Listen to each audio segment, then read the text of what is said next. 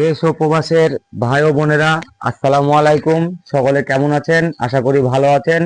আমি আবারও চলে আসলাম দিনাজপুর জেলার বিরল থানার রুনিয়া মাঝাপাড়া গ্রামে সেই অসহায় দরিদ্র মুসাম্মদ নুরেস্তা আপুর খাতুনের বাসাতে।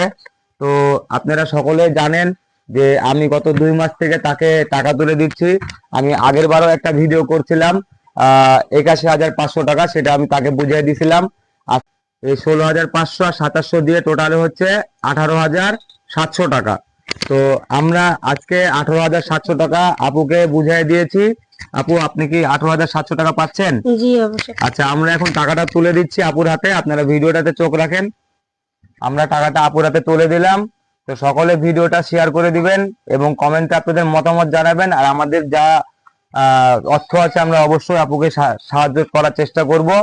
তো সকলে ভালো থাকবেন, সুস্থ থাকবেন। আর আপুর মুখ থেকে একটু শুনে নেন যে আপু 1,02,00,000 টাকা বুঝে পাইছে কিনা। আপু, আপনি কি 1,02,00,000 টাকা বুঝে পাইছেন? জি, পাইছি। আচ্ছা, আজকের 18,700 টাকা দিয়ে টোটালে 1,02,00,000 টাকা আপু বুঝে পাইছেন তো আপু, নাকি? আপনারা তো দেখলেন টাকাটা দিছি উনারে।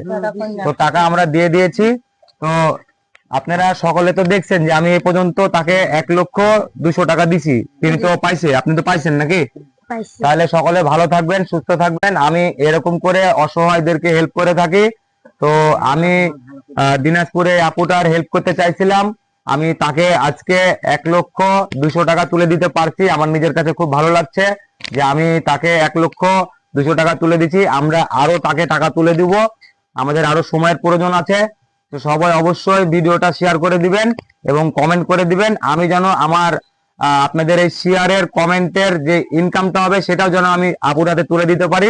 তার চিকিৎসাটা, এই যে বাচ্চাটা দেখছেন, এই বাচ্চাটার হার্ট ফুটা।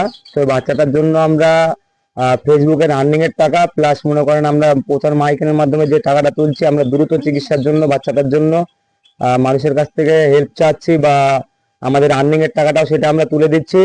তো আমরা এই বাচ্চাটার 1,20,000 থেকে 1,50,000 টাকা লাগবে তার অপারেশন করতে। তো তার বাবা মা অনেক গরিব, তাদের অর্থ নাই সাহায্য করার মতো, যে চিকিৎসা করার মতো।